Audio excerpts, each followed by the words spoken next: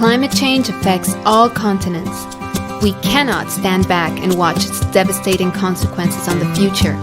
Today, climate change affects economy and people, communities and nations. Day by day, we witness how the ocean level rises and how climatic events become more extreme. Our industrial activities are currently producing the highest levels of gas emissions in history, resulting in an increase of 3 degrees Celsius in the Earth temperature this century. And you know the worst part? That this will affect our children directly, and the poor will experience the worst consequences. But the good news is we have solutions within reach. In addition to using renewable energies and urging the international community to adapt to an economy low on carbon, now is your chance to act. We want to improve education and awareness towards climate change and include mitigation policies and political strategies. We want to adopt urgent measures to fight climate change and its effects. Starting today, we're ending this.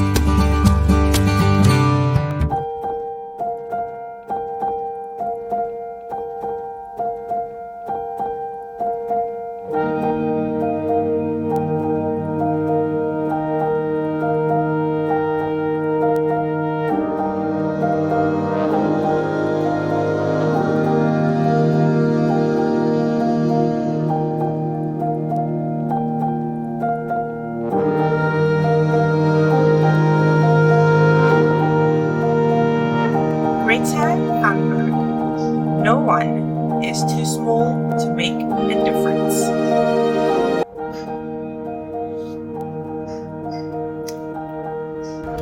Our lives are in your hands. Last summer, a number of leading climate scientists wrote that we have at most 3 years to reverse growth in greenhouse gas emissions if we're going to reach the goals set in the Paris Agreement.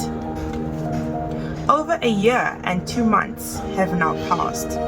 In that time, many other scientists have said the same thing, and a lot of things have got worse and greenhouse gas emissions continue to increase. So maybe we have even less time than the 1 year and 10 months those scientists said we have left. If people knew this, they wouldn't need to ask me why I'm so passionate about climate change. If people knew that scientists say that we have a 5% chance of meeting the Paris target, and if people knew what a nightmare scenario we will face if we don't keep global warming below 2 degrees Celsius, they wouldn't need to ask me why I'm on school strike outside Parliament. Because if everyone knew how serious the situation is and how little is actually being done, everyone would come and sit down beside us. In Sweden, we live our lives as if we had the resources of 4.2 planets. Our individual carbon footprint is one of the worst in the world. This means that Sweden steals 3.2 years of natural resources from future generations every year. Those of us who are part of these future generations would like Sweden to stop doing that right now. This is not a political text. Our school strike has nothing to do with party politics. Because the climate and the biosphere doesn't care about our politics and our empty words for a single second. They only care about what we actually do. This is a cry for help. To all the newspapers who still don't write about report and on climate change, even though they said that the climate was a critical question of our time when the Sweden forests were burning this summer. To all of you who have never treated this crisis as a crisis. To all the influencers who stand for everything except the climate and the environment, To all the political parties that pretend to take the climate question seriously. To all the politicians that ridicule us on social media and have named and shamed me so that people tell me that I'm retarded and a terrorist and many other things. To all of you who choose to look the other way every day because you seem more frightened of changes that can prevent catastrophic climate change than the catastrophic climate change itself. Your silence is almost worst of all. The future of all coming generations rests on your shoulders. Those of us who are still children can't change what you do now once we're old enough to do something about it. A lot of people say that Sweden is a small country, that it doesn't matter what we do. But I think that if a few girls can get headlines all over the world just by not going to school for a few weeks, imagine what we could do together if we wanted to. Every single person counts. Just like every single emission counts.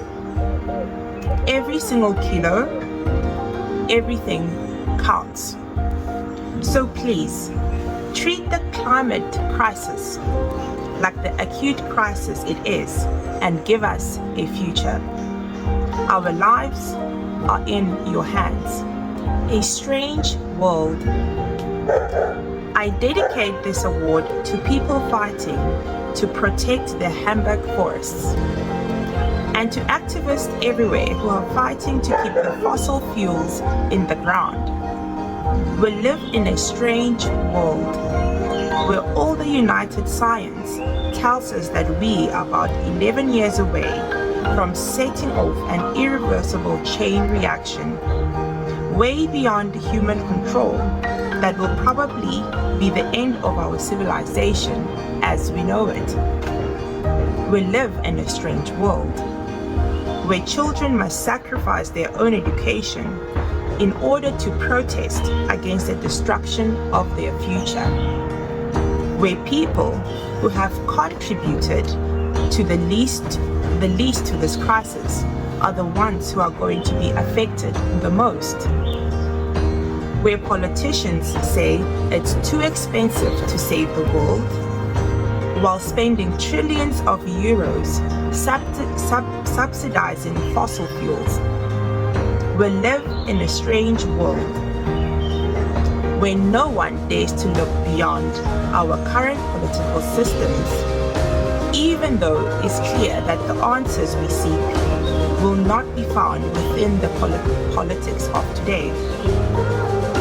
Where some people seem to be more concerned about the presence of schools and of some children than the future of humankind. Where everyone can choose their own reality and buy their own truth. Where our survival is depending on a small, rapidly disappearing carbon budget. And hardly anyone even knows that it exists. We live in a strange world where we think we can buy or build our way out of a crisis that has been created by buying and building things. Where a football game or a film gala gets more media attention than the biggest crisis humanity has ever faced. Where celebrities, film and pop stars who have stood up against all injustices will not stand up for our environment and for climate because that would inflict on their right to fly around the world, visiting their favorite places, restaurants, beaches, and yoga retreats. Avoiding catastrophic climate breakdown is to do the seemingly impossible, and that is what we have to do. But here is the truth. We can't do it without you in the audience tonight. People see you celebrities as gods. You influence billions of people. We need you. You can use your voice to raise awareness about global crisis. You can help turn individuals into movements. You can help us wake our leaders up and let them know that our house is on fire. We live in a strange world, but it's the world that my generation has been handed. It's the only world that we've got. We are now standing at a crossroads in history. We are failing, but we have not yet failed. We can still fix this. It is up to us. Together, we are making a difference. It's an honor for me to be here with you today. Together, we are making a difference. I come from Sweden, and back there, it's almost the same problem as here, as everywhere, that nothing is being done to stop the climate and ecological crisis. Despite all the beautiful words and promises, we are now facing an existential crisis. The climate crisis, the ecological crisis, which has never been treated as a crisis before. They have been ignored for decades. And for way too long, the politicians and the people in power have gotten away with not doing anything at all to fight the climate crisis and the ecological crisis. But we will make sure that they do not get away with it any longer. Humanity is now standing at a crossroad. We must now decide which path we want to take. What do we want the future living conditions for all species to be like? We have gathered here today and in many other places around London and the world because we have chosen the path we want to take. And now we are waiting for others to follow in our example. We are the ones making a difference. We, the people in Extinction Rebellion and those school striking for the climate, we are making a difference. It shouldn't be like that. But since no one else is doing anything, we will have to do so. And we will never stop fighting. We will never stop fighting for this planet and for ourselves, our futures, and the future of our children and our grandchildren. Thank you. The world is waking up. This is all wrong. I shouldn't be standing here. I should be back in school on the other side of the ocean. Yet you all come to us, young people, for hope. How dare you? You have taken away my dreams and my childhood with your empty words. And yet, I'm one of the lucky ones. People are suffering. People are dying. Entire ecosystems are collapsing. We are in the beginning of a mass extinction. And all you can talk about is money and fairy tales of eternal economic growth. How dare you? For many and for more than 30 years, the science has been crystal clear. How dare you continue to look away and come here saying that you are doing enough? when the politics and solutions needed are still nowhere in sight. You say you hear us, that you understand the urgency, but no matter how sad and angry I am, I don't want to believe that. Because if you fully understood the situation and still kept on failing to act when you could, then you would be evil. And I refuse to believe that. The popular idea of cutting our emissions in half in 10 years only gives us a 50% chance of staying below 1.5 Celsius degrees and the risk of setting off irreversible chain reactions beyond human control.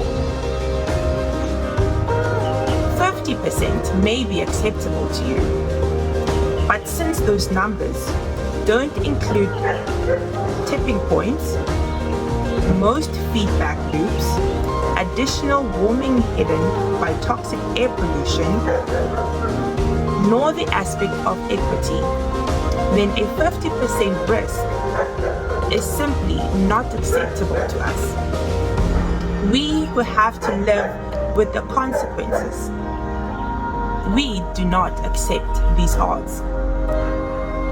To have a 67% chance of staying below a 1.5 Celsius degrees global temperature rise, the best odds given by the IPCC, the world had a 420 gigatons of carbon dioxide left to emit on 1 January 2018. Today that figure is already down to less than 350 gigatons.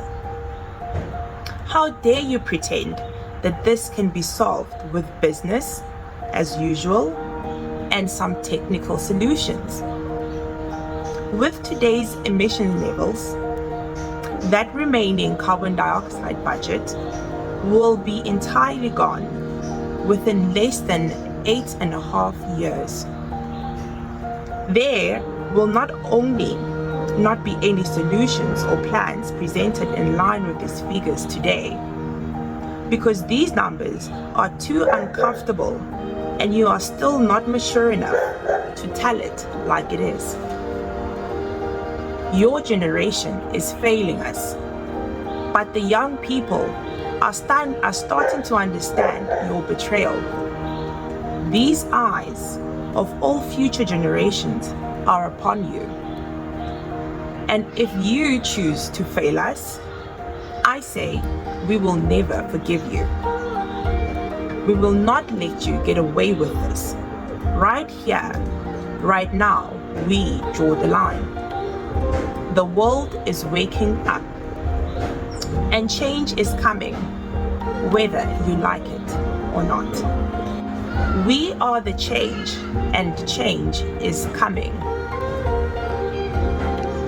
Bonjour, Montreal. They say we have 500,000 people marching here in Montreal today. It's great to be in Canada. It's a bit like coming home. I mean, you are so similar to Sweden, where I'm from. You have moose, and we have moose. You have cold winters, and lots of snow and pine trees. We have cold winters and lots of snow and pine trees. You have the caribou and we have reindeer. You play ice hockey and we play ice hockey. You have maple syrup and we have, well, forget about that one. You are a nation that is allegedly a climate leader. And Sweden is also a nation that is allegedly a climate leader. And in both cases, it sadly means absolutely nothing. Because in both cases, it's just empty words. and the politics needed is still nowhere in sight. So we are basically the same. Last week, well over 4 million people in over 170 countries striked for the climate. We marched for a living planet and a safe future for everyone. We spoke the science and demanded that people in power would listen to act and to act on the science. But our political leaders aren't doing that. They are not listening. This week, world leaders gathered in New York for the UN Climate Action Summit. They disappointed us once again with empty words and insufficient action.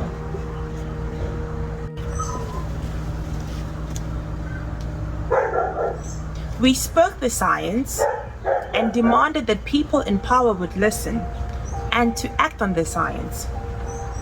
But our political leaders didn't listen. This week, world leaders gathered in New York for the UN Climate Action Summit. They disappointed us once again with empty words and insufficient action. We told them to unite behind us, behind the science, but they didn't listen. So today, we are millions around the world striking and marching again, and we will keep on doing it until they listen. If the people in power won't take responsibility, then we will. It shouldn't be us or up to us, but somebody needs to do it. They say we shouldn't worry, that we should look forward to a bright future. But they forget that if they would have done their job, we wouldn't need to worry. If they had started in time, then this crisis would not be a crisis today. And if we promise, once they start to do their job and take responsibility, we will stop worrying and go back to school and go back to work. And once again, we are not communicating our opinions on any political views.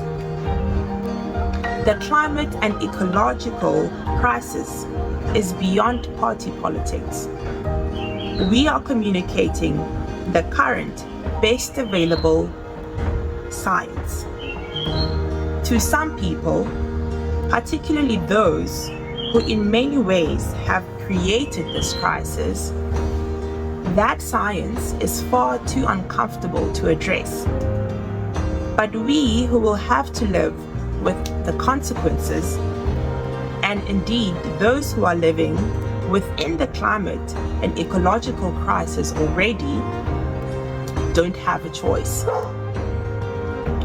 To stay below 1.5 degrees Celsius and give us a chance to avoid the risk of setting off irreversible chain reactions beyond human control, we must speak the truth and tell it like it is.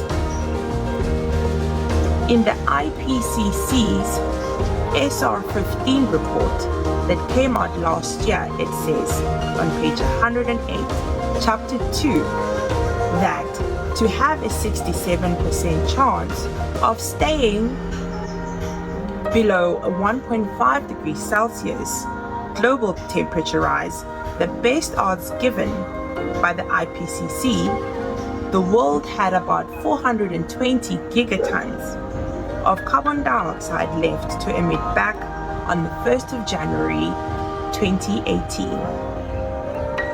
Today, that figure is already down to less than 350 gigatons.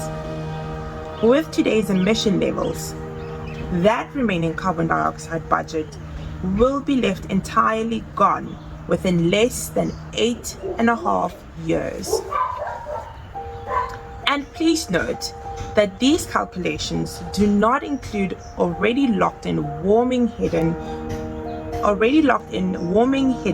by toxic air pollution, non-linear tipping points, most feedback loops, or the aspect of equity climate justice. They're also relying on my generation sucking hundreds of billions of tons of carbon dioxide out of the air with technologies that barely exist.